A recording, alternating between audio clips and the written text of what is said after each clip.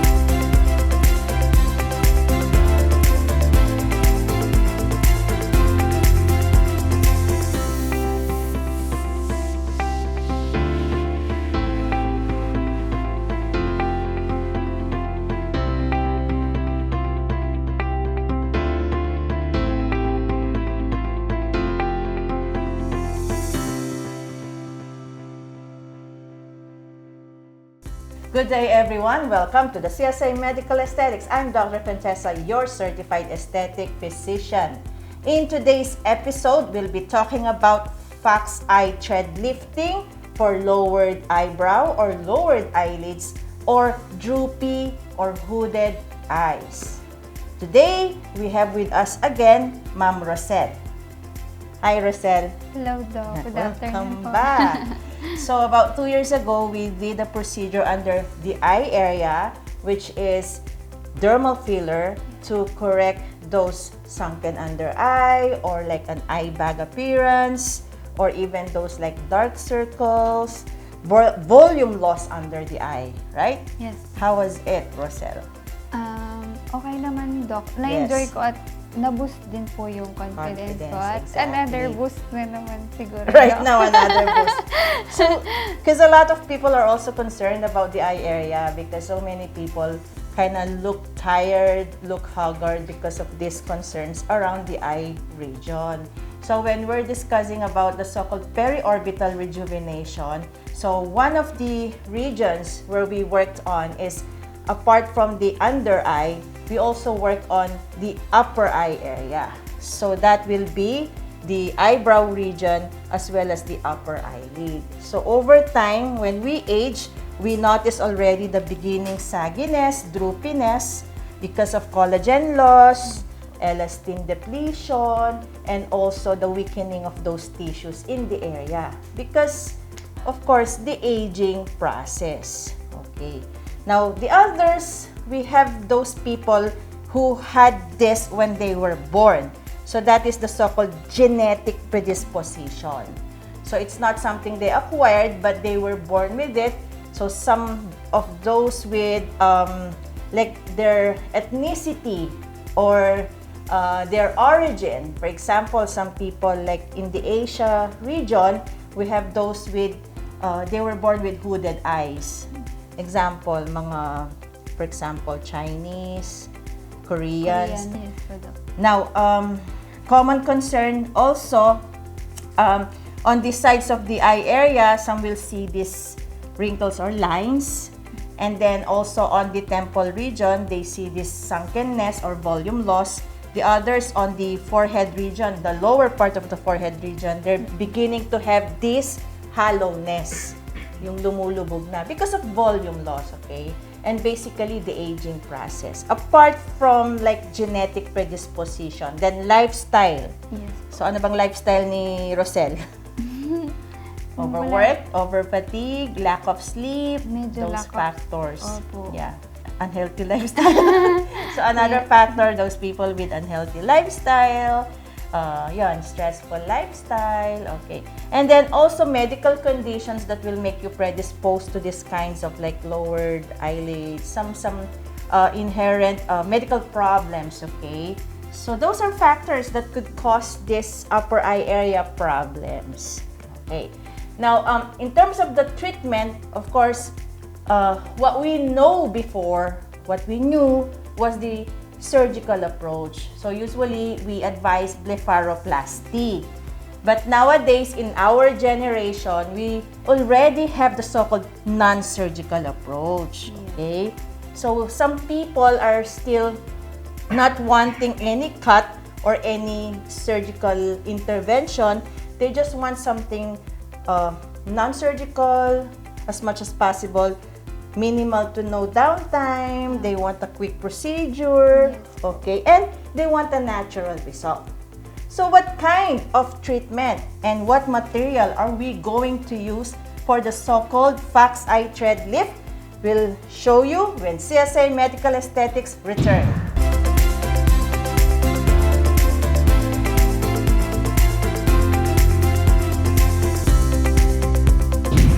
And we're back. So we are doing the so-called Fox Eye Thread lifting for Roselle. So before that kind of a procedure, let's do some review of the anatomy around the eye region. So the eye area is actually part of the upper third of the face in our rule of proportions, the rule of thirds, okay? So this upper part here is from the forehead region, the temple region, the upper eyelid region. That's the area of the upper third. Now, when we work on this, vascular structures that we want to avoid are on your supraorbital here. Palpate for that foramen. Okay, so it's in here. So you have supraorbital artery, vein, and nerves coming out. And 1 cm medial to that is the so-called supratrochlear artery, veins, and nerves. Okay, so these are vital structures that we have to avoid when we're working on the upper third of the face. Since we are doing the so-called Fox Eye Thread lifting, the goal is to pull the lateral or the tail of the eyebrow here, as well as the corner of the eye here. Okay, some concerns are they have this loose skin on the upper eyelid. Okay, so those are the ones that we want to pull, to lift, and to also create that kind of eyebrow that is kind of like in a direction towards either the temple here or the lateral forehead there. So the temple region, actually for Roselle, like we've done temple filler in the past 3 years, I think, right? Then 2 years, this was the filler under the eye. So for her, we did before also a temple filler because she also had hollow temple. And for people with hooded eyes, most of the time we see them having this volume loss in the temple region, or they have hollow temple. So before I usually do my Fox Eye Thread lift, I recommend to them correcting first the temple with dermal filler, so that when you already filled in the temple area, you have fullness there, then you do another treatment, the so-called thread lifting of this tail of the brow. It will help in the anchoring of your cog threads, okay? So cog threads must have anchoring regions. Now the vector for our pull, so in cog lifting, we need a vector or direction of your pull. So there are people who would wanna like have an eye that is like lengthened horizontally. So there you go, the fox eye that they call it, or cat's eye that they call it. But others don't want it. So if they just wanna lift this, your vector will be upward like this. But for individuals who wanna like make their eyes look, they wanna look like Chinese, or like those Asian people with this elevated corner of the eye like this towards the temple region here. So for Roselle, Rosel, you want more of the lifting upwards, right? Yes. So you wanna open your eye and you wanna really treat this saggy upper eyelid. So for Rosel, we want to pull this up. Now, if you wanna pull it up, your vector will be the so-called vertical vector, so towards the lateral forehead hairline here. So we can do like a vector like this. And of course, avoid your vital structures there. And in terms of structures in the temple, we also want to avoid, of course, superficial temporal artery, the middle temporal vessels, as well as those deep temporal vessels, okay? And in this lateral aspect, you have some zygomatico-temporal vessel and nerve. And on the lower part, there's also this zygomatico-facial vessel and nerve. So if she wants to pull this upward like this, your vector will be now towards your hairline. And my entry point will be this part here, the skin inferior to your eyebrow. Okay? Not directly on the hair, but inferior to that. Okay? And I will be using 3 cog threads to pull this. So for the fox eye, okay, so I also want to give Rosel still a bit of kind of like fox eye effect, but not really making her eyes elongated horizontally. So I can still do another one here with this vector. Okay, so pulling this and also this part here. Okay, so usually in these areas, I may use 3 pieces of cog threads to about 5 pieces of our cog threads. Okay, that's a review, a short review. Now let's go to the procedure part. So we are now going to start with the procedure. With this kind of treatment, you have to cleanse the area. You can apply a topical numbing cream, leave it on for 30 to 45 minutes. And apart from the numbing cream, you can also do the so-called supraorbital nerve block, okay? And how do you do the supraorbital nerve block? So we had palpated the supraorbital foramen a while ago, and then we can use a lidocaine. So about half to 1 cm above that supraorbital foramen, you can actually inject your lidocaine onto the bone. And since Rosel has really thin tissues, okay, instantly I felt the bone layer. So you can infuse about half ml to 1 ml of your lidocaine here. You're okay, Rosel? So this is the so-called supraorbital nerve block. So for those who wanted to learn how do you numb the upper third or the forehead region, so this is the technique of your supraorbital nerve block.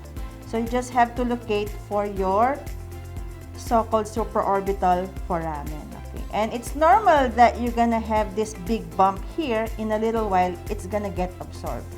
Okay, so also when you do your cog thread lifting for the lateral eyebrow and also for the corner of the eye, so since my entry points are inferior to my eyebrow here, the entry points can also be injected with your lidocaine. So let's disinfect. Okay, so I had those markings. Okay, so I'll be using my gauge 30 needle to inject this lidocaine here. So you're still okay, Rosel? So this is a second one and this is a third one. So if you notice the tail of the eyebrow, so it's possible that you can work on the arch up to that most lateral portion of your eyebrow. Okay, so this is 3 entry points, and you can still add on the corner of the eye another one here and another one there. So expect some pinpoint bleed. Okay, and in addition to that, you can also anesthetize the track of your cog threads. So for example, this is my first, so I can anesthetize this. So I have a habit of aspirating before injecting solutions. Okay, I noticed that Miss Rosel also has a sunken lower forehead on the right side here. So if you want to correct that volume loss, our thread lifting will also restore or correct that volume loss. So somehow you'll also benefit from this procedure via correcting that hollowness in the area immediately above your tail of the eyebrow. Because some people will come to me that this area above, immediately above the eyebrow, they were saying that it's sunken. Or others are saying they have this deep wrinkles or deep lines here. So this area is a no-go zone for Botox. So we don't inject Botox here because there's a muscle that elevates your upper eyelid. So if you Botox this, it will cause ptosis of the upper eyelid. So the remedy now is the so-called cog thread lifting in this area. So I did injection of this anesthesia. So it's like a serial linear pattern. Okay, so this is a part of just doing a numbing of your work area. Okay, you're still okay, Rosel? So actually with this lidocaine, it's normal to feel a kind of like stinging sensation. It's like a burning sensation. So we inform our clients that you will feel some stinging and lidocaine. That's actually expected. Okay, some people have high tolerance. So we'll just finish with numbing the entire section and we'll be injecting the cog threads serially in this pattern. So I have a combination of like a vertical vector as well as like a semi-vertical or a diagonal like vector. Okay, so we're in the temple section. So I'm applying about 5 cog threads per side. So the cog threads that I'll be using is made up of the PDO or polydioxanone. These are polymers of the dioxanone substances, okay, oxanones, and these are absorbable materials. Okay, so I've done the numbing or anesthetizing the area. Okay, so Rosel has high tolerance, so we can now totally cleanse or remove those markings. So for those who are beginners of these kinds of procedures, you can leave on your markings for you to have a guide where you're gonna place your material. Okay, so my first treatment area, okay, so you can start either lateral here or you can start medial there. In my practice, most of the time I start working on the lateral aspect before I go to that medial portion, which is near your supraorbital area. Okay, so like here I can already make a puncture for my entry point. So I'm using a PDO thread loaded in a cannula. The cannula is gauge 21 and the length is 60 millimeter. Okay, so the goal is to reach this hairline area there. You're still okay, Rosel? And really make sure you reach that end point there and make your cog be inserted entirely. Okay, the whole length of your cannula should be inserted entirely. So that's the first one. And then second one, so I can still do another one here. Rosel, you're still okay? So the second cog PDO thread will insert, so it's like a semi-diagonal or like semi-vertical approach here. You may do like a twisting of your cannula or you can manipulate it via doing some rotational method there. So I have inserted the second cog thread, so I'll press this one here and pull it out. Okay. So the vector of this one is towards the temple hairline. Now I'll go to the third. So I still have my in entry point here with that guide there. So this is the third cog thread. So insertion perpendicular and then make it parallel and glide it. Ideally in the layer 4, supraperiosteal layer. So glide it towards the hairline, and your client will normally feel like something is pulling their hair. And then pull it out. So that's the third one. And then fourth one, we're also like in between the arch and the tail of the brow here.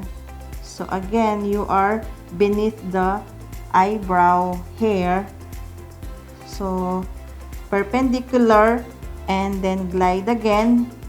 So it's gonna be upwards, a vertical vector. So it's gliding in that supraperiosteal plane. And my final cog thread, so you can direct it in the kind of like the arch. So my entry point is here, and then this is the final cog for the right side. So we are avoiding the supratrochlear supraorbital region, and since she had a supraorbital nerve block, it helped in numbing the entire region. Okay, so you can do some pinching method on the tissues there and really have that push towards the forehead hairline. So now the strands, exposed strands, we need to cut already. So do some like pull a little bit, pull there. So usually what I do is also kind of like do this pulling, and then have your assistant hold the remaining strand, exposed strand, and then your scissor is also has this direction. So you just press on the skin, and this one here. So press on the skin and cut. Press on the skin and cut. And final one, press on the skin and do your cutting. Okay, be careful not to cut your patient's skin. Okay, so we have done the right side. We'll proceed to the left area.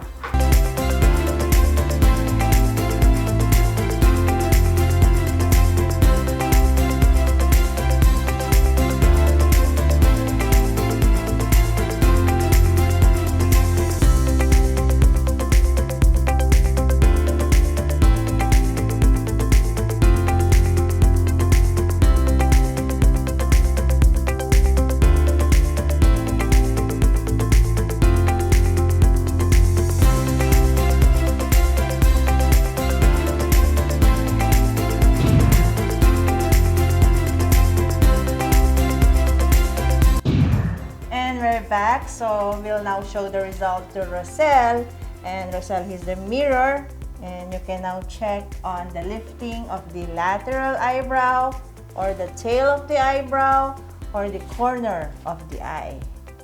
Okay, so how was it, Roselle? So you kind of like, yeah, nagulat si Roselle because of the lifting of the corner of the eyebrow and the tail of the tail of the brow or the corner of the eyes. Because a while ago it was really droopy, yes, making her look tired and sleepy.